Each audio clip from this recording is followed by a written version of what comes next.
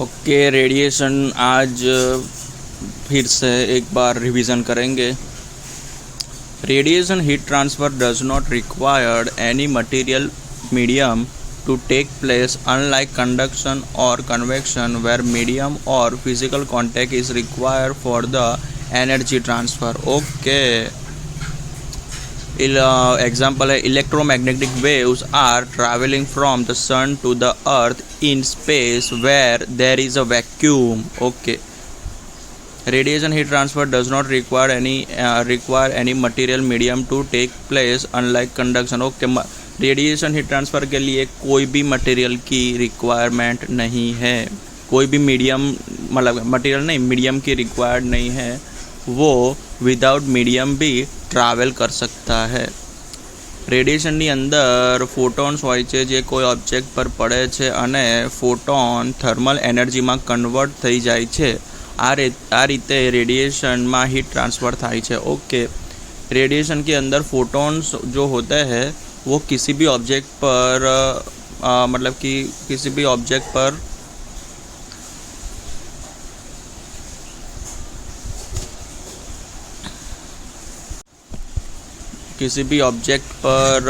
गिरते हैं, मतलब कि एंड फोटोन थर्मल एनर्जी में कन्वर्ट हो जाते हैं। इस तरह से मतलब कि रेडिएशन हीट ट्रांसफ़र होता है। फोटोन्स होते हैं वो किसी भी ऑब्जेक्ट पर गिरते हैं तो वो गिरते ही वो फोटॉन्स थर्मल एनर्जी में कन्वर्ट हो जाता है। इस तरह से रेडिएशन हीट ट्रांसफ़र होता है। मटेरियल मीडियम ना हो तो रेडिएशन થાય છે, परंतु जो मटेरियल मीडियम हो तो रेडिएशन हीट ट्रांसफ़र થશે। ओके, क्वेश्चन ये आता है कि अगर मीडियम ना हो तो रेडिएशन हीट ट्रांसफ़र होता है, लेकिन अगर मीडियम हो तो रेडिएशन हीट ट्रांसफ़र होता है। मीडियम ना हो तो रेडिएशन ट्रांसफ़र तो होता ही है, लेकिन मीडियम हो फिर भी रेडिएशन हीट ट्रांसफ़र होता है, लेकिन उसकी इंटेंसिटी कम हो जाती है। ओके, तो मैंने आंसर लिखा है वेदर मटेरियल मीडियम प्रेजेंट और not heat transfer by radiation takes place, presence of material medium may result in loss of intensity but heat transfer continue to take place। Okay, दूसरा point क्या है? इन the case of conduction and convection heat transfer energy transfer takes place only when temperature difference between 2 points in a bulk or between 2 points in a bulk or between 2 bulk exist, it is mathematically non zero. Okay, conduction और मैं simple language में यही कहना चाहता है कि conduction और convection heat transfer होने के लिए 2 पॉइंट के बीच में टेम्परेचर डिफरेंस होना ज़रूरी है। While in the case of radiation heat transfer we say a given body will always emit radiation. It is at same temperature greater than the absolute zero temperature. Here we may or may not talk about the temperature difference. Okay, radiation heat transfer में हम temperature difference की बात नहीं करेंगे, क्योंकि कोई भी body 0 kelvin से ऊपर का टेम्परेचर रखती हो, एब्सोल्यूट 0 केल्विन के ऊपर की कोई भी बॉडी रेडिएशन एमिट करेगी ही। मतलब कि radiation heat transfer above 0 kelvin तो होगा ही होगा।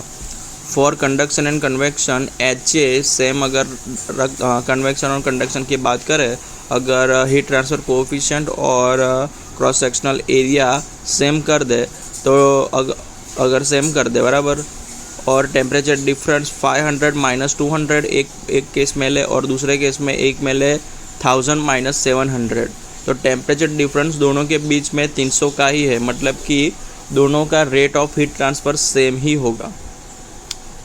लेकिन रेडिएशन में ऐसा नहीं होगा। अगर कोई बॉडी 500 केल्विन पर है, दूसरी बॉडी 200 केल्विन पर है, तो दोनों के बीच में हीट ट्रांसफ़र रेट टेम्परेचर की पावर 4 के प्रोपोर्शनल होगा। मतलब कि Q/A net proportional to T1⁴ - T2⁴। For our example, for radiation एक पहली बॉडी का हमने 500-200 मतलब कि 500⁴ - 200⁴ और दूसरी बॉडी में 1000⁴ माइनस 700⁴, ये दोनों इक्वल नहीं होंगे क्योंकि पावर 4 है, तो टेम्परेचर डिफरेंस अलग अलग होगा। In conduction and convection, we talk about temperature difference. For example, in two cases having same temperature difference, heat transfer will be same provided all other parameter for both cases are equal. Okay. तो temperature difference अगर same है तो heat transfer भी same ही होगा। On the other hand in radiation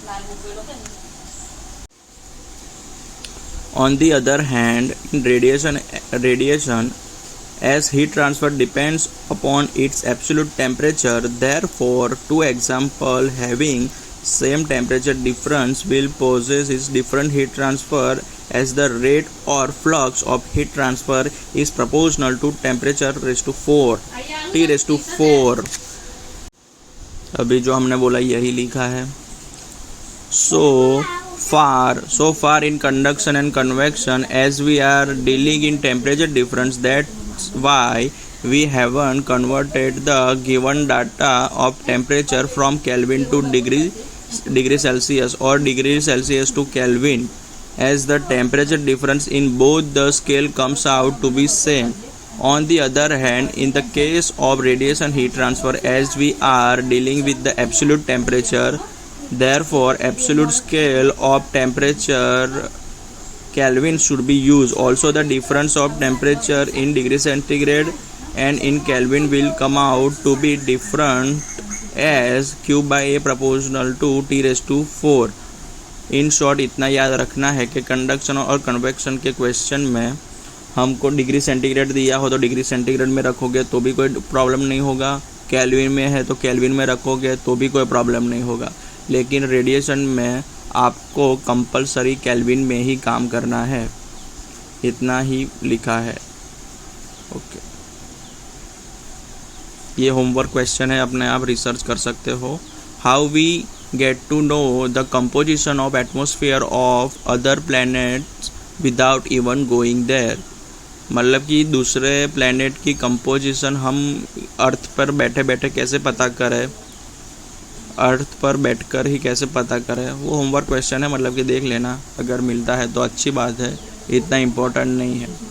okay, और एक अभी नया केस है कि कोई सरफेस पर इंसिडेंट रेडिएशन Q गिर रहा है, बराबर, तो उसमें से 3 पार्ट मतलब कि उसके बनेंगे, तो कि वो सरफेस थोड़ी एनर्जी एब्जॉर्ब कर लेगा, वो एब्जॉर्ब करेगा तो वो एनर्जी Q∝ है, थोड़ी एनर्जी ट्रांसमिट करेगा तो वो Q∗ ट्रांसमिट एनर्जी है, और थोड़ी एनर्जी वो रिफ्लेक्ट करेगा।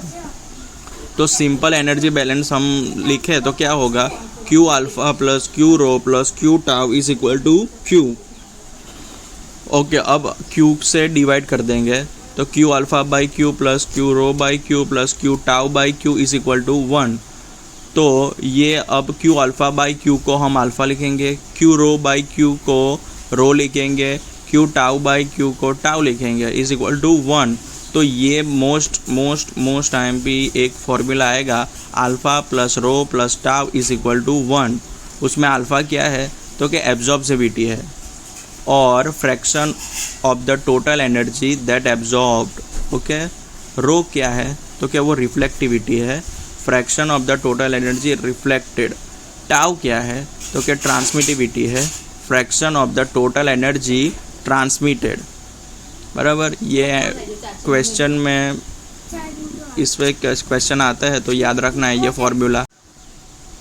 ओके, एमिशन और रिफ्लेक्ट में डिफरेंस क्या होता है, तो एमिशन क्या होता है कि पोतानी एनर्जी ने एमिट करे। ओके, खुद की एनर्जी जो एमिट करता है उसको एमिशन बोलते हैं।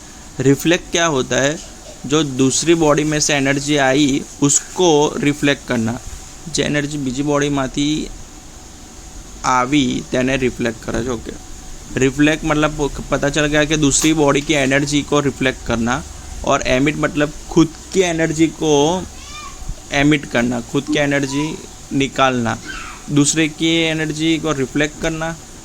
ओके, वो इतना इम्पोर्टेंट नहीं है, कंफ्यूजन हो।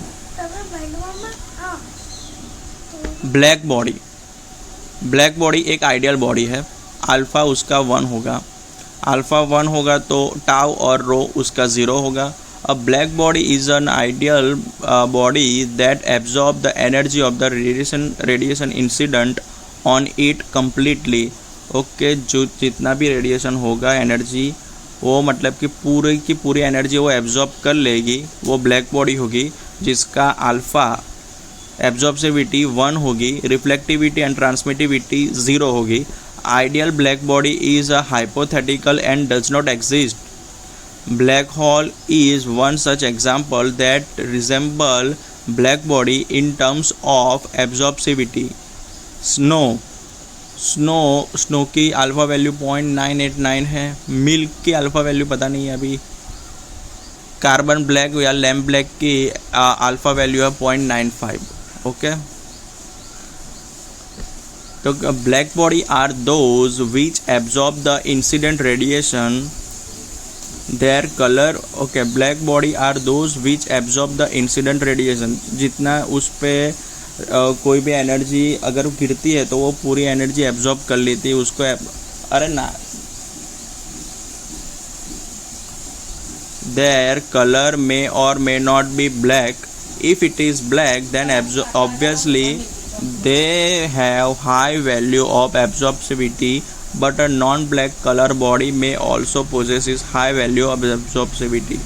ये इतना कुछ खास है नहीं, मतलब कि इसमें लिखा है कि अगर ब्लैक बॉडी का मतलब ये नहीं कि वो कलर में ब्लैक है, कलर में ब्लैक है, लेकिन अगर वो कलर में ब्लैक है तो उसको एक्स्ट्रा बेनिफिट मिलेगा, लेकिन ऐसा ज़रूरी नहीं है कि ब्लैक बॉडी ब्लैक कलर की ही दिखे। तो ब्लैक बॉडी के लिए इतना याद रखना है, क्या याद रखना है कि उसकी अल्फ़ा वैल्यू मैक्सिमम 1 होती है, रो एंड टाउ 0 होता है। और एक और पॉइंट है, मतलब कि ब्लैक बॉडी क्या होती है कि ब्लैक बॉडी एनर्जी का एब्जॉर्प्शन भी इतना ज़्यादा करती है और रिफ्लेक्ट भी, खुद का एमिसिविटी भी उसकी मैक्सिमम होती है। तो दो ये याद रखना है। तो ब्लैक बॉडी का ये क्या है, an ideal black body is the one which radiates maximum amount of energy in comparison to other bodies and also have the maximum absorbivity. Okay, तो ये ब्लैक बॉडी की रियल डेफिनेशन ये है, the an ideal black body is the one which radiates maximum amount of energy in comparison to other bodies. तो वो maximum amount of energy radiate भी करती है और maximum amount of energy absorb भी करती है। 100% एब्जॉर्ब करेगी एनर्जी और रेडिएट भी मैक्सिमम करेगी। तो इंटरव्यू में ये आता है, इंटरव्यू क्वेश्चन है बराबर। तो आज के लिए बहुत हो गया है, एक लेक्चर ख़त्म। अगर थोड़ा सपोर्ट मिलेगा तो ही दूसरा लेक्चर लूँगा।